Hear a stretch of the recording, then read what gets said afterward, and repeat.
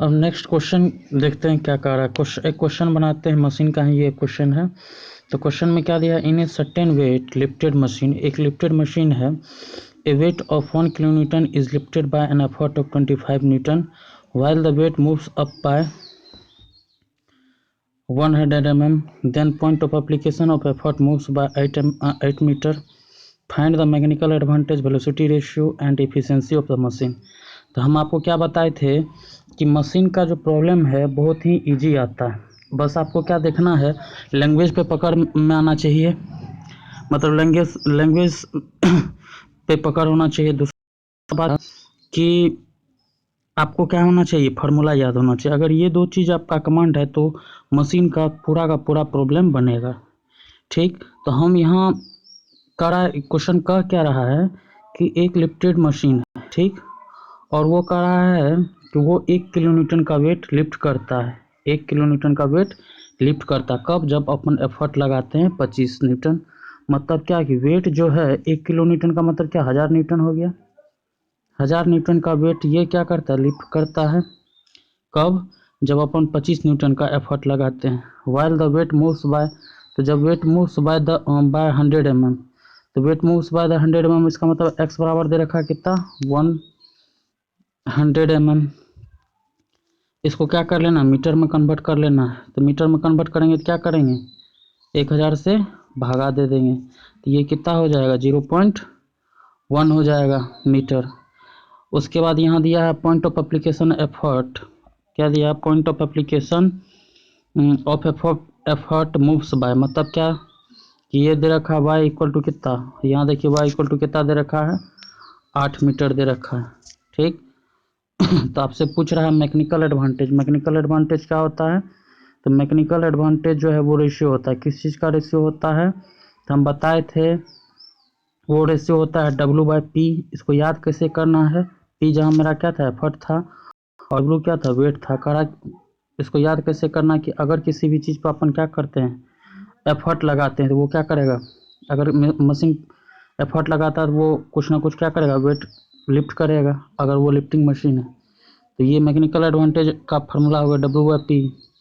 दूसरा क्या है ध्यान में रखना है, कि दूसरा ध्यान में आपको रखना है वेलोसिटी रेशियो क्या होता है। तो वेलोसिटी रेशियो क्या होता है ये भी आपको पता है।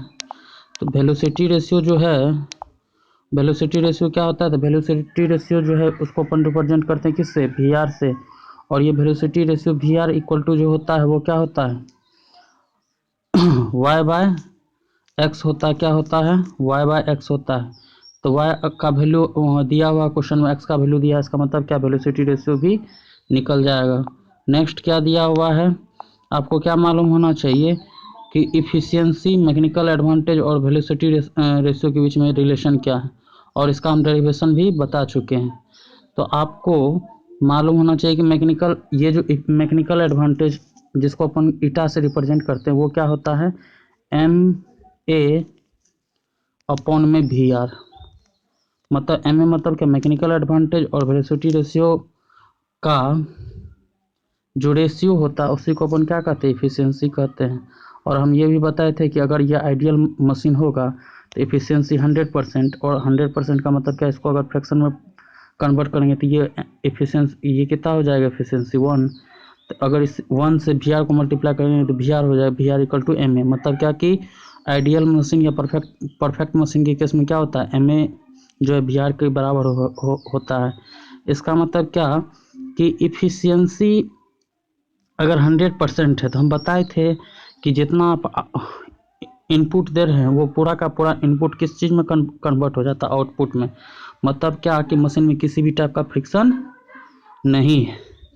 तो हम इस कंसेप्ट का यूज करके इस प्रॉब्लम को बना रहे हैं। देखिए क्या इसका सोल्यूशन क्या है, तो गिवन क्या दे रखा था, तो वेट दे रखा था 1 किलोन्यूटन, और इसको करेंगे तो ये कितना न्यूटन हो जाएगा, 1000 न्यूटन हो जाएगा। कितना हो जाएगा, 1000 न्यूटन हो जाएगा। ठीक, P का वैल्यू, एफर्ट का वैल्यू दे रखा है x 100 mm, इसको अगर मीटर में कन्वर्ट करना है तो 1000 से भागा देंगे तो कितना होगा, 0.1 मीटर।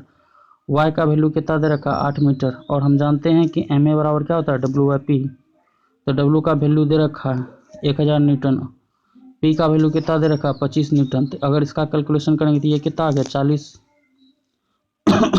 और एक चीज़ और हम बताए थे कि मैकेनिकल एडवांटेज को जो रिप्रेजेंट किया जाता है वो परफेक्ट नंबर के रूप में रिप्रेजेंट किया जाता है। तो यहाँ काटने के बाद जो देखिए वैल्यू कितना आया 40 आया। इसका मतलब पॉइंट में नहीं आता, परफेक्ट नंबर आता है। ठीक, ये आपको ध्यान में रखना है। और आंसर भी देख रहे हैं आपको 40 आ रहा है। अब नेक्स्ट क्या था, वेलोसिटी रेशियो निकालने के लिए कहा था। तो velocity ratio of the machine होता है, velocity ratio of the machine को अपन किस चीज़ से रिप्रेजेंट करते हैं, वी आर से रिप्रेजेंट करते हैं। और ये वी आर बराबर क्या होता है y/x।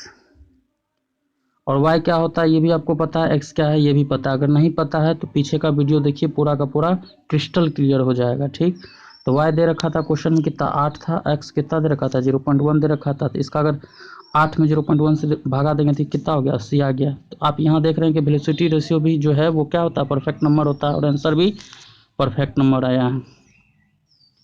उसके बाद हमसे क्या कह रहा है, एफिशिएंसी पूछ रहा था क्वेश्चन में। तो इफिशियंसी ऑफ द मशीन को अपन किस से रिप्रेजेंट करते हैं, ईटा से रिप्रेजेंट करते हैं।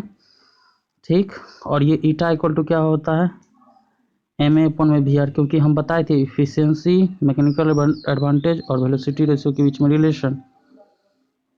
तो यहाँ मैकेनिकल एडवांटेज कितना था निकाले हैं 40 निकाले हैं, और वेलोसिटी रेशियो कितना निकाले 80 निकाले। तो 40/80 करेंगे तो ये कितना आ गया 0.5। और आपको मालूम होना चाहिए हम क्या बताए थे, परसेंटेज, ये जो इफिशियंसी है जिसको अपन ईटा से रिप्रेजेंट करते हैं उसको हमेशा किस फॉर्म में रिप्रेजेंट करते हैं, परसेंटेज के फॉर्म में। यहाँ आप देख पा रहे हैं कि इफिशियंसी ऑफ द मशीन कितना आ गया 50%। कितना आ गया 50%। तो यहाँ आप देख पा रहे हैं कि अगर आपको क्या था कि लैंग्वेज पे कमांड है, दूसरा फार्मूला याद है, तो आप मशीन का प्रॉब्लम क्या कर रहे हैं बना पा रहे हैं, इजी वे में बना पा रहे हैं। फार्मूला पुट कीजिए और वैल्यू बताइए। नेक्स्ट क्या है, रिवर्सिबिलिटी ऑफ ए मशीन। तो रिवर्सिबिलिटी ऑफ ए मशीन का मतलब क्या कह रहा है, पहले हम देखिए रिवर्सिबिलिटी ऑफ मशीन कहता क्या है। तो कह रहा है कि sometimes a machine is also capable to doing some work in the reverse direction after the effort is removed. कह रहा है कि अगर किसी मशीन पे से आप क्या कर रहे हैं, एफर्ट जो है हटा ले रहे हैं। तो मान ले रहे हैं एफर्ट हटाने से पहले मेरा मशीन इस डायरेक्शन में वर्क कर रहा था, इसके रिवर्स डायरेक्शन कौन सा हो गया, ये हो गया। मतलब इसका रिवर्स डायरेक्शन क्या हो गया, ये हो गया। तो कह रहा है कि मशीन हटाने से पहले, मतलब एफर्ट हटाने से पहले जिस डायरेक्शन में मशीन वर्क कर रहा था उसके अपोजिट डायरेक्शन में वर्क करने लगता है। कब, जब आप एफर्ट हटा देते हैं, जब आप एफर्ट हटा देते हैं।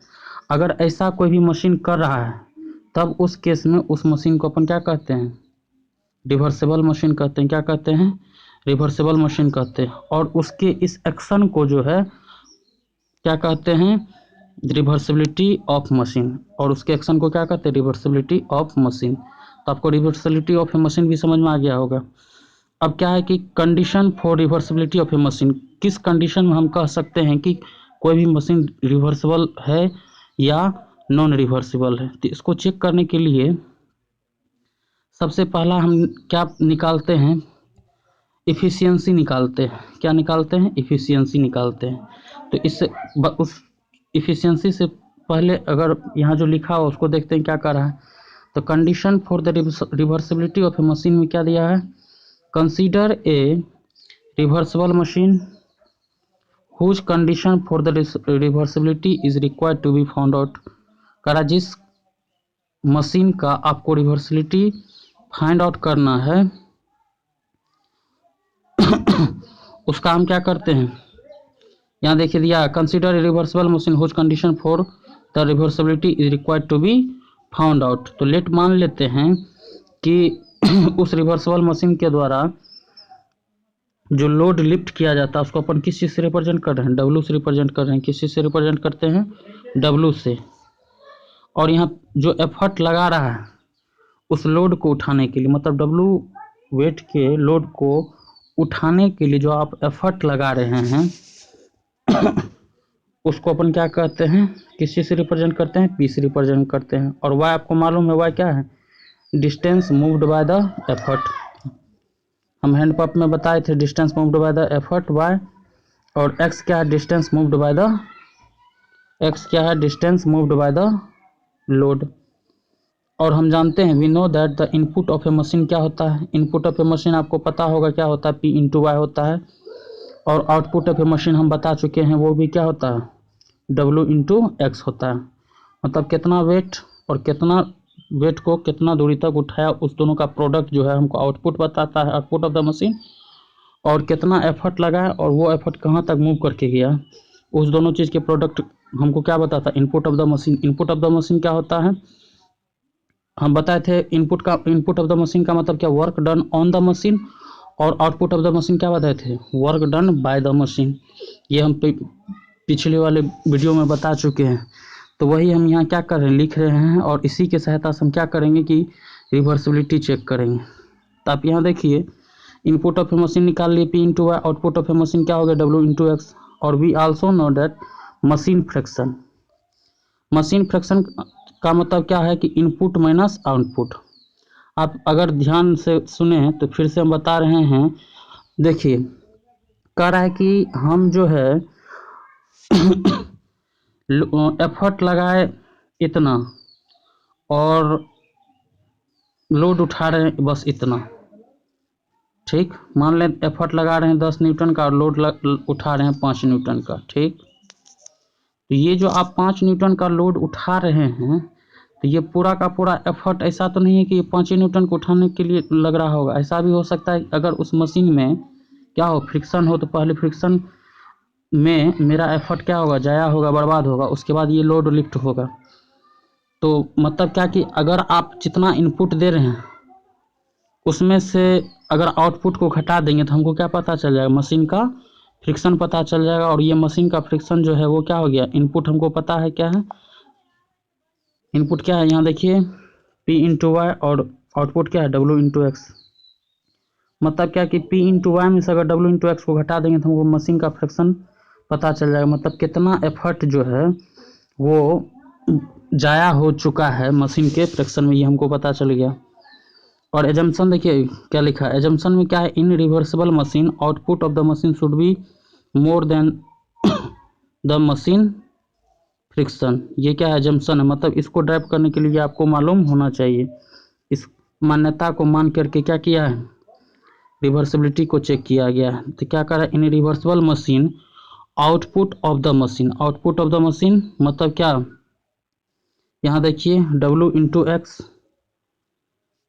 Should be more than the machine fraction, should be more than the machine fraction. इसका मतलब क्या, W into X is greater than P into Y minus W into X when the effort is zero, when the effort is zero. ये इसका क्या था, assumption था। कह रहा है कि जब आप एफर्ट इज जीरो का मतलब क्या, आप जब एफर्ट नहीं लगा रहे हैं मशीन पे, तब उस केस में उस मशीन का जो आउटपुट है वो ज़्यादा होता है, किससे, मशीन के फ्रैक्शन से, मतलब P into Y minus W into X से। तो यहाँ देखिए, तो W इंटू एक्स जो है वो क्या है, P into Y minus W into X से ज़्यादा होता है। कब, जब आप एफर्ट लगाना बंद कर देते हैं। एफर्ट लगाना बंद कर देते हैं मतलब क्या, एफर्ट क्या हो गया आपका, जीरो हो गया। एंड अगर इसमें से ये जो W माइनस एक्स इधर माइनस में उधर ले आएंगे तो ये क्या आ जाएगा, प्लस में आ जाएगा। तो W x plus W x कितना हो गया, 2W एक्स। कितना हो गया, 2W एक्स। तो आपको दिख रहा होगा कि ये क्या है, 2W X is greater than P into Y. तो अगर इस P इंटू वाई को इधर ले आए तो, और इस 2 को उधर कर देंगे तो क्या हो जाएगा, W इंटू एक्स अपन में P into Y is greater than 1/2। और इसी W इंटू एक्स अपन में P इंटू वाई को हम लिख सकते हैं W/P अपन में Y इंटू एक्स, क्योंकि अगर इस दोनों का कैलकुलेशन करेंगे तो हमको क्या आ जाएगा, W इंटू एक्स अपन में P इंटू वाई आ जाएगा। और हम जानते हैं कि W/P क्या होता है, MA होता है, और Y/X क्या होता है, VR होता है। मतलब क्या कि MA अपन में VR इज ग्रेटर देन 1/2। और आपको मालूम होना चाहिए, हम बताए थे N बराबर, ये जो है ईटा बराबर क्या होता है, तो MA अपन में VR होता है। इसका मतलब क्या है कि हम इस MA अपन में VR के जगह पे हम क्या रख सकते हैं, ईटा रख सकते हैं। और ईटा क्या था, इफिशियंसी था। और इफिशियंसी अगर 1/2 से बड़ा हुआ, और इस 1/2 को अगर परसेंटेज के फॉर्म में कन्वर्ट करेंगे तो इसको क्या करना पड़ेगा, 100 से मल्टीप्लाई कर देते हैं। तो 1/2 में अगर 100 से मल्टीप्लाई करें तो ये कितना हो गया, 50% हो गया। इसका मतलब हमको क्या पता चल रहा है कि अगर किसी भी मशीन का क्या हो जाए, एफिशिएंसी 50% से ज़्यादा हो जाए, तब उस केस में उस मशीन को अपन क्या कहेंगे, रिवर्सिबल मशीन कहेंगे। क्या कहेंगे, रिवर्सिबल मशीन कहेंगे। और यही यहाँ चीज लिखा हुआ है, hence the condition for a machine to be reversible is that its efficiency should be more than 50%। और ये हम प्रूव करके भी दिखा चुके हैं। ठीक है, तो कह रहा है कि अगर किसी भी मशीन का एफिशिएंसी 50% से ज़्यादा है, तब उस केस में उस मशीन को अपन क्या कहेंगे, रिवर्सिबल मशीन कहेंगे। और उस मशीन के एक्शन को अपन क्या कहेंगे, रिवर्सिबिलिटी ऑफ द मशीन कहेंगे। ठीक, जैसे कि फॉर एग्जांपल अगर हम देखें तो oil extractor for petrol station, car washing area, garage is irreversible machine. मतलब ये रिवर्सिबल मशीन नहीं है। तो oil extractor for petrol station पे जो ऑयल एक्सट्रैक्टर रहता है, जिससे अपन क्या करते हैं, मशीन तेल को बाहर निकालते हैं, पेट्रोल को बाहर निकालते हैं, अगर उसमें क्या कर दे, एफर्ट लगाना बंद कर दे, मतलब पावर सप्लाई बंद कर दे, तो ऐसा तो नहीं है कि तेल उसके बाद भी डालता है। इसका मतलब क्या कि पावर जैसे ही बंद किए तो वो क्या करता है, आउटपुट देना बंद कर देता है। तो वो मेरे लिए क्या हो गया, इरिवर्सिबल मशीन हो गया। कार वॉशिंग एरिया, तो कार वॉशिंग एरिया भी क्या हो गया, इरिवर्सिबल मशीन हो गया। गैराज क्या हो गया, इरिवर्सिबल मशीन हो गया। क्यों, क्योंकि उसका जो एफिशिएंसी है वो क्या है, 50% से कम होता है। तो किसी भी मशीन का एफिशिएंसी 50% से कम हो उसको इरिवर्सिबल मशीन कहते हैं। या आप उसका उल्टा कह सकते हैं कि जिस मशीन का एफिशिएंसी, जिस मशीन का एफिशिएंसी 50% से क्या हो, ज़्यादा हो, क्या हो, 50% से ज़्यादा हो, तब उस केस में उस मशीन को अपन क्या कहते हैं, रिवर्सिबल मशीन कहते हैं। ठीक, रिवर्सिबल मशीन कहते हैं। तो अब नेक्स्ट यहाँ क्या है, फ्रिक्शन इन ए मशीन। क्या है, फ्रिक्शन इन ए मशीन। तो फ्रिक्शन इन ए मशीन को अपन समझते हैं, फ्रिक्शन इन ए मशीन क्या होता है। तो यहाँ देखिए फ्रिक्शन इन ए मशीन में पहला पॉइंट क्या है, every machine can not be frictionless. It has been observe that there is always some amount of friction present in every machine. कह रहा है कि कोई भी मशीन जो है फ्रिक्शनलेस नहीं होता है। इसका मतलब क्या है कि सभी मशीन में कुछ ना कुछ क्या होता है, फ्रिक्शन प्रेजेंट रहता है। और वही फ्रिक्शन क्या करता है, एफर्ट को जाया करता है मतलब बर्बाद करता है। दूसरा पॉइंट क्या कर रहा है, which can be expressed on the graph of effort P and load और वेट लिफ्टेड डब्ल्यू। कह रहा है कि आप को डब्ल्यू मतलब क्या कि वेट